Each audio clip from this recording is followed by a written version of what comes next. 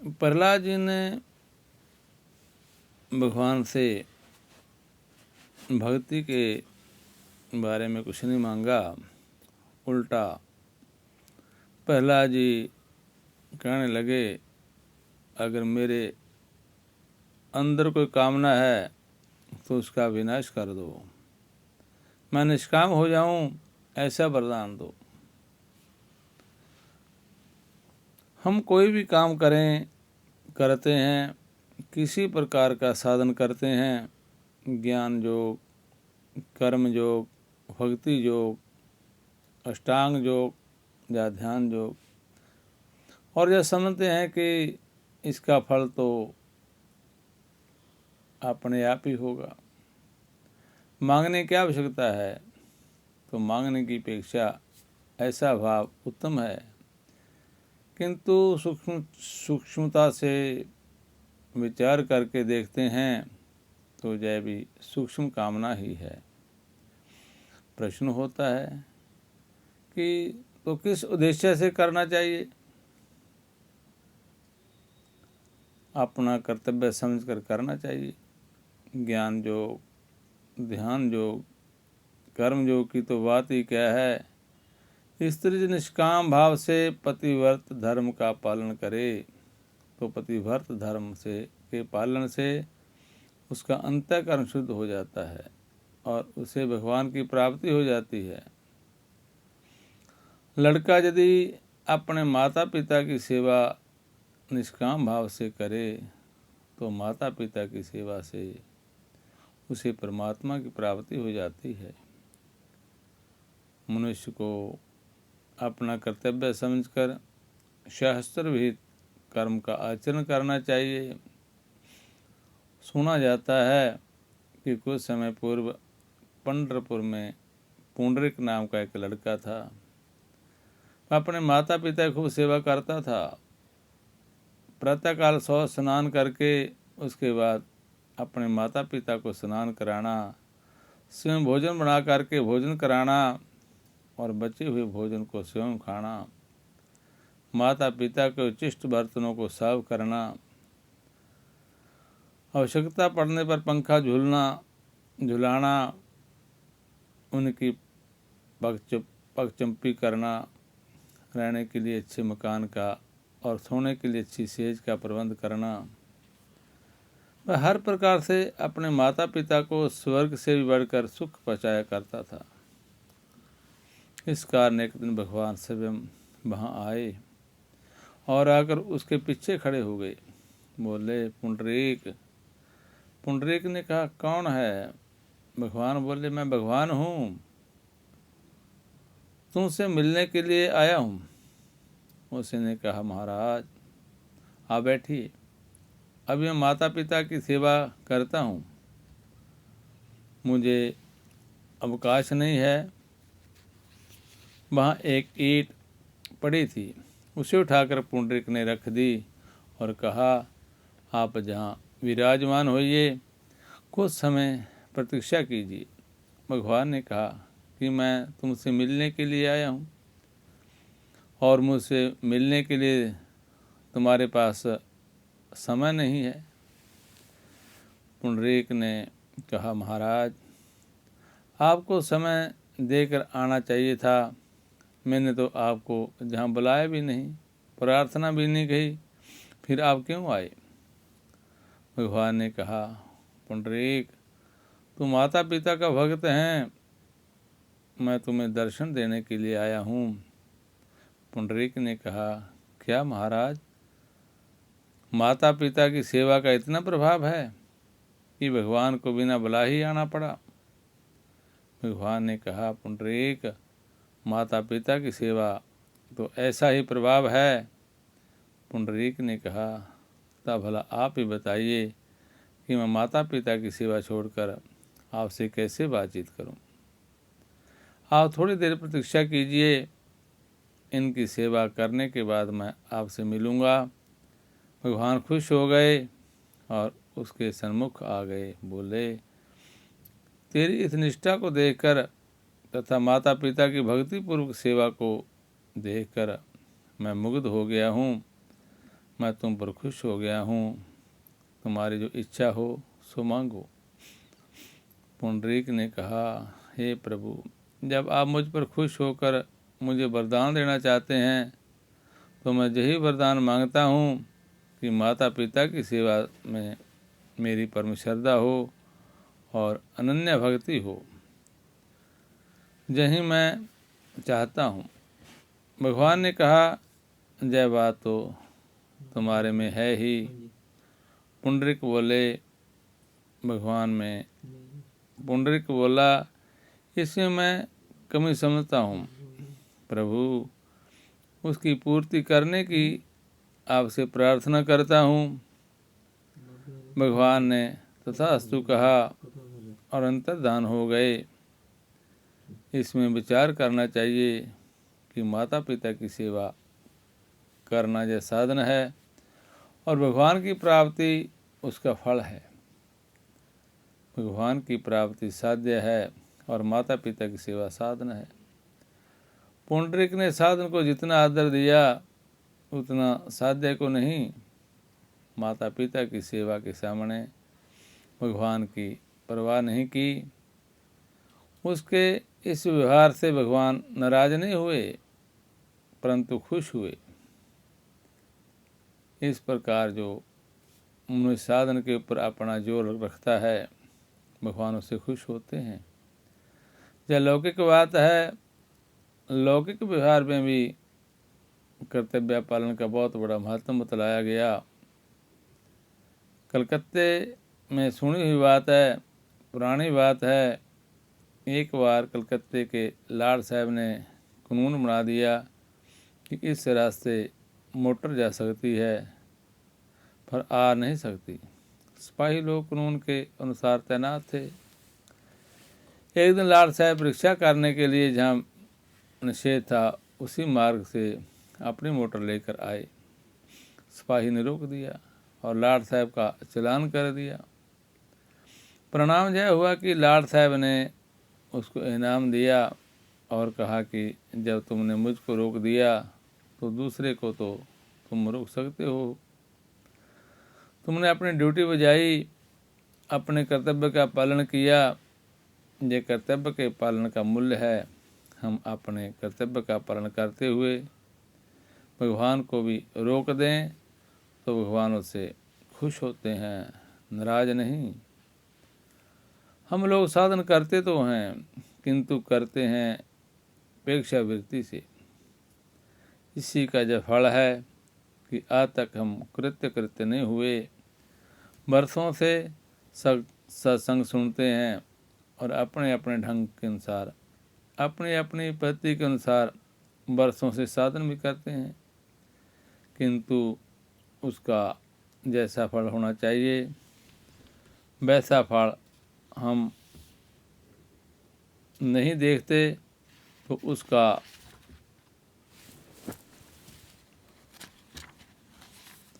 कारण क्या है कि हम लोग साधन आदर से नहीं करते।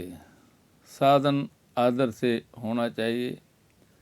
जब माला फेरते हैं तब निंद्रा आ जाती है, माला हाथ से गिर जाती है, पुस्तक हाथ से गिर जाती है, कौन से अध्याय का पाठ कर रहे हैं इसका भी ज्ञान नहीं रहता। तो इस प्रकार से साधन का फल तो जो हो रहा है वही होगा।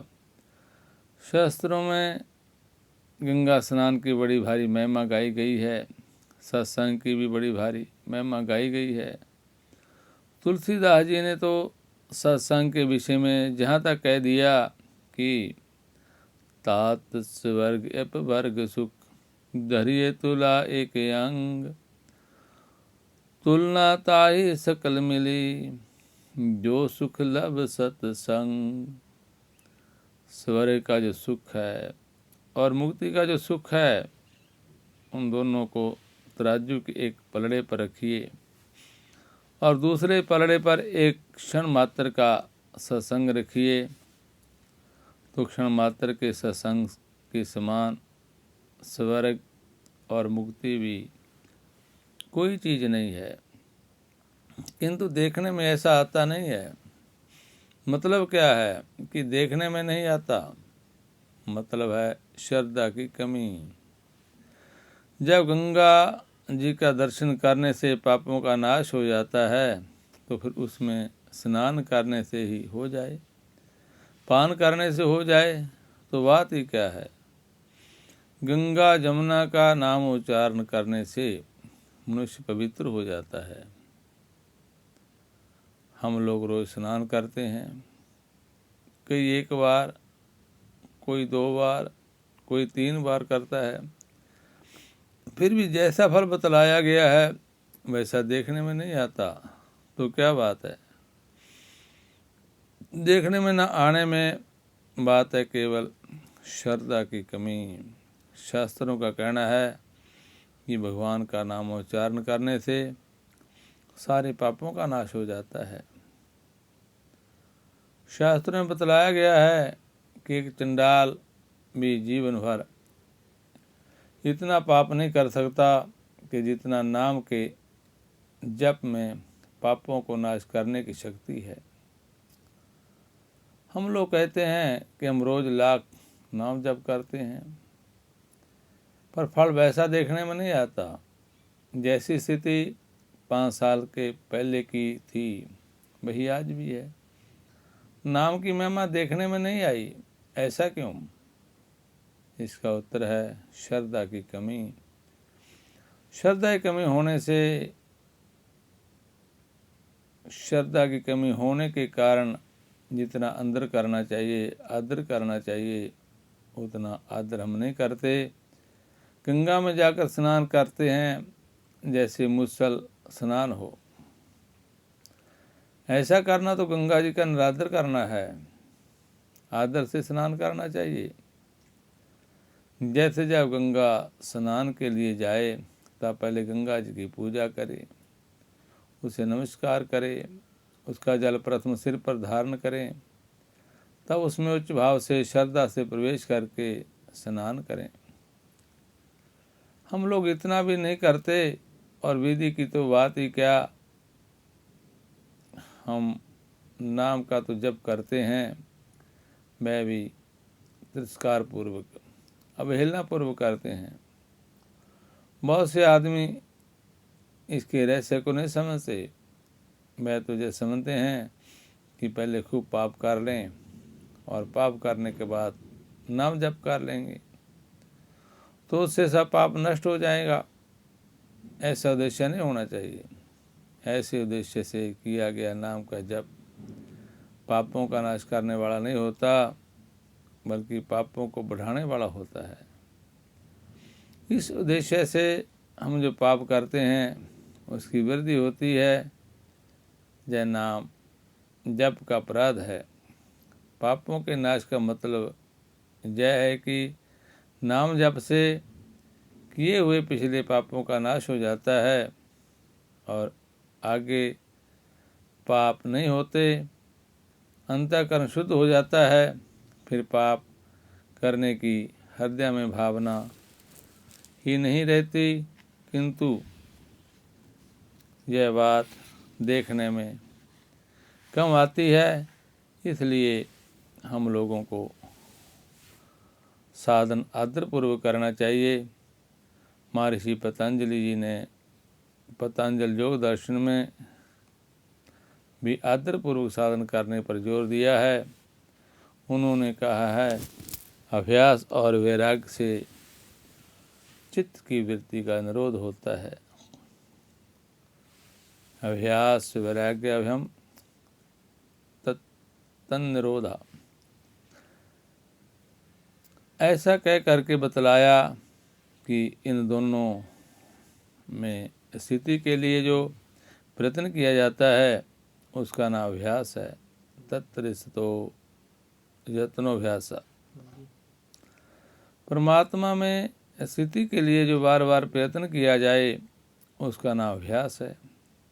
यदि कहें कि जहाँ तो यह आदर की बात नहीं आई तो आगे कहते हैं,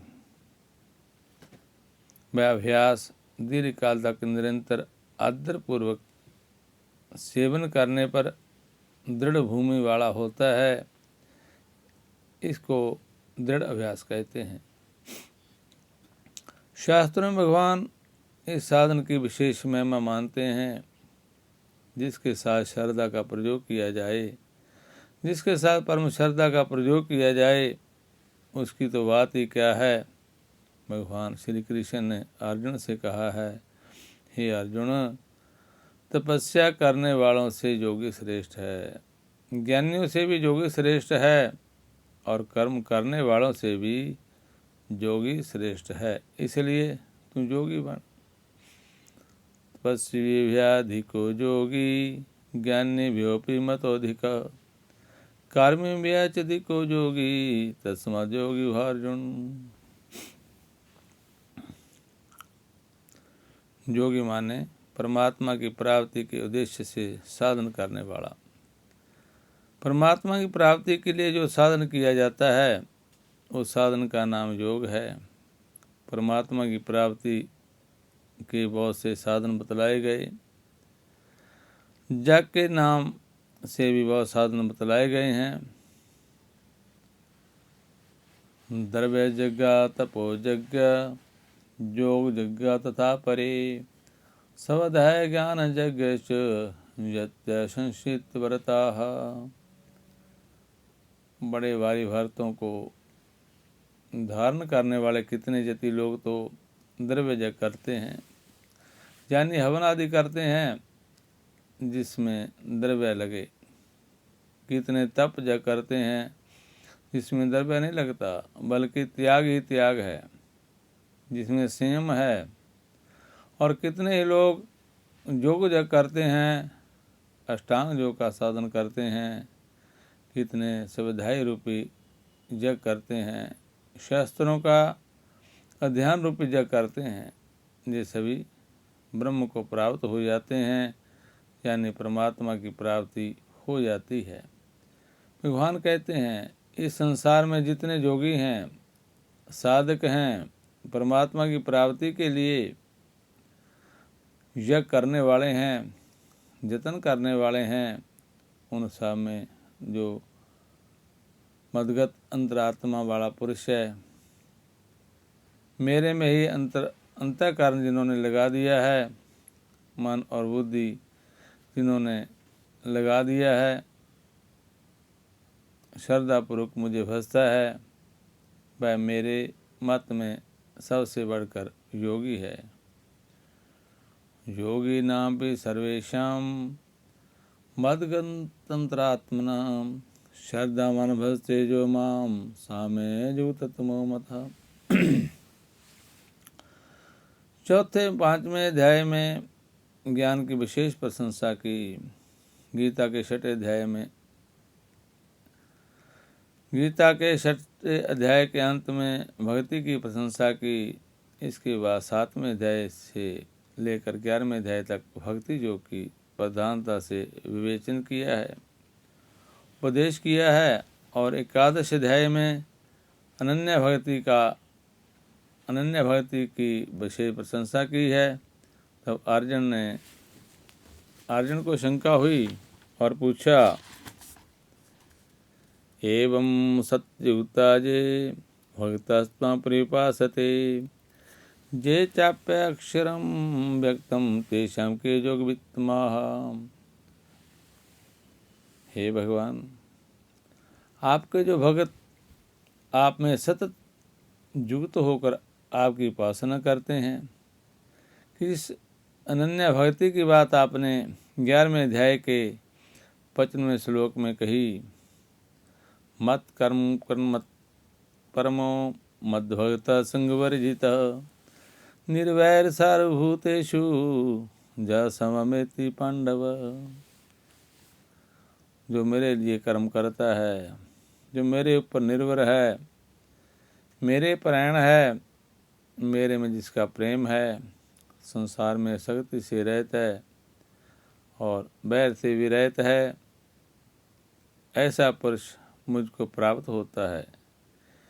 इसके आधार पर अर्जुन पूछता है कि भगवान, इस प्रकार की जो भक्ति आपने मुझे बतलाई है और दूसरे लोग जो अव्यक्त, अक्षर, निर्गुण निराकार की उपासना करते हैं। उन दोनों प्रकार के उपासकों की श्रेणी में कौन सा उपासक श्रेष्ठ है, इसको लेकर भगवान परम श्रद्धा का प्रयोग करके कहते हैं, मया वेश्य मनोजे माम नित्युक्त उपासते श्रद्धया प्रयोपितासते मैं युक्तम मतः। छठे अध्याय के 47वें श्लोक में एक वचन है, सा में युक्तमो मता, और ऊपर के 12वें अध्याय के दूसरे श्लोक में वो वचन है, ते में युक्त तमा मता का एक ही भाव है।